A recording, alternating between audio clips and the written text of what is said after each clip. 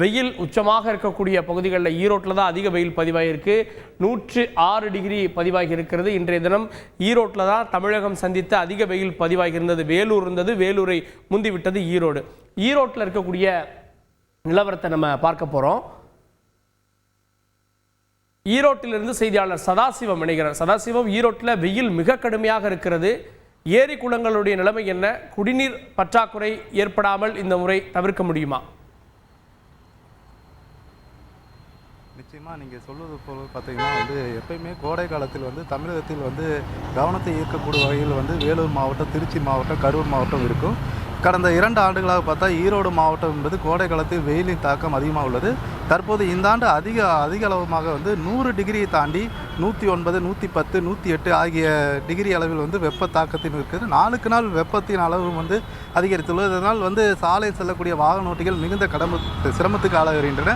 மேலும் இது குறித்து மாவட்ட நிர்வாகத்தின் சார்பில் போதுமான வழிமுறைகள், வழிகாட்டு விதிமுறைகள் அவ்வப்போது வெளியிட்டு வருகின்றன. குறிப்பாக ஈரோடு மாவட்டத்தை பொறுத்தவரை பார்த்தோமானால், ஈரோடு மாவட்டத்தில் பிரத்யேகமாக 2 ஆறு ஓடிக்கொண்டுள்ளது. அதில் பவானி ஆறு உண்டு, காவேரி ஆறு உண்டு.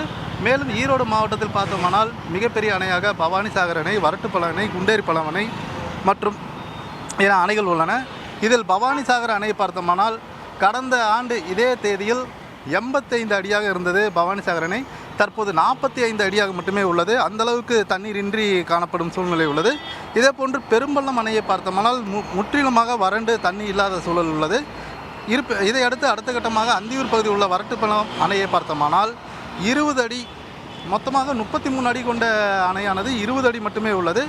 குறிப்பாக ஈரோடு மாவட்டத்தில் 22 லட்சம் மக்கள் வசிக்கக்கூடிய இருப்பதால் நாளொன்றுக்கு குடிநீர் தேவை பூர்த்தி செய்ய 0.2 டிஎம்சி தண்ணீர் தேவைப்படுகிறது. இதே போன்று ஈரோடு மாநகராட்சியில் குடிநீர் பற்றாக்குறையை நிவர்த்தி செய்வதும் வகையில் பெரும் பங்காக வரதநல்லூர் பகுதியிலிருந்து ஊராட்சி கோட்டை கூட்டு குடிநீர் திட்டம் செயல்படுத்தப்படுகிறது.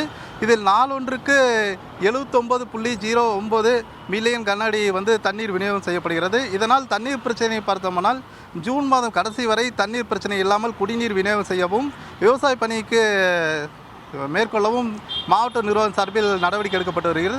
இருப்பினும் இந்த சூழ்நிலையில் இன்று காலை முதலே பார்த்தீங்கன்னா கீழ்பவானி பாசன வாய்க்காலில் 5வது நடைமுறைக்கு தண்ணீர் திறந்துவிட வேண்டும் என விவசாயிகள் போராட்டத்தை நடத்தியதை நாம் பார்த்தோம். இதனால் மாவட்ட நிர்வாகம் குடிநீர் மற்றும் விவசாய பணியை பூர்த்தி செய்வதற்காக போதுமான முன்னெச்சரிக்கை மற்றும் அனைத்து நடவடிக்கைகளும் எடுத்து வரப்படுகிறது.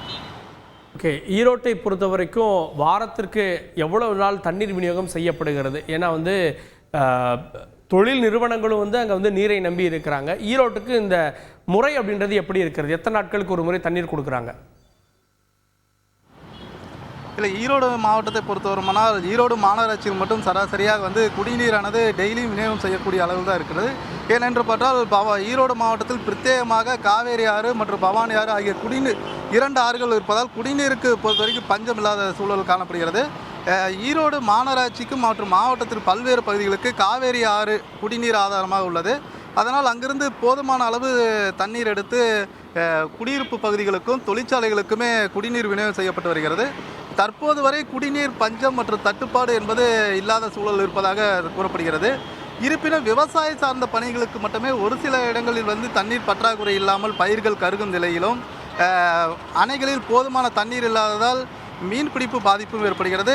ஒரு சில குறிப்பிட்ட கிராம பகுதிகள் மத்திய அரசின் அம்ருத் திட்டமும் ஓரளவுக்கு செயல்படுத்தப்பட்ட நடவடிக்கை மேற்கொண்டது. இதனால் தண்ணீர் பஞ்சம் என்கிறது பார்த்தோம்னால் சென்னிமலை, மொடக்குறிச்சி, பவானி சாகர் போன்ற ஊராட்சி ஒன்றியங்களில் கடந்த காலங்களில் மழைநீர் சேகரிப்புக்கென பிரத்யேகமாக பல்வேறு பணிகள் மேற்கொள்ளப்பட்டது. இதில் 60% வரை வறட்சி பகுதியாக கருதப்படும் இடங்களில் மட்டுமே நடவடிக்கை மேற்கொள்ளப்பட்டுள்ளதால் தண்ணீர் பஞ்சம் தற்போது வரை இல்லை. இருப்பினும் வேளாண்மை சார்ந்த பாதிப்புகளை வேளாண்மை துறையினர் தற்போதே கள ஆய்வு சென்று வருகின்றனர்.